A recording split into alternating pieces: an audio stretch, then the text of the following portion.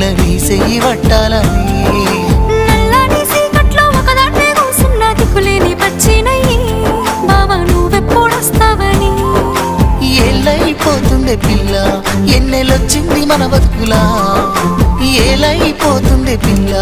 ఏలు వట్టంగా వస్తున్నాయా ఇన్నాళ్ళ ఎడబాటు ఎడబాసిపోతుందిలే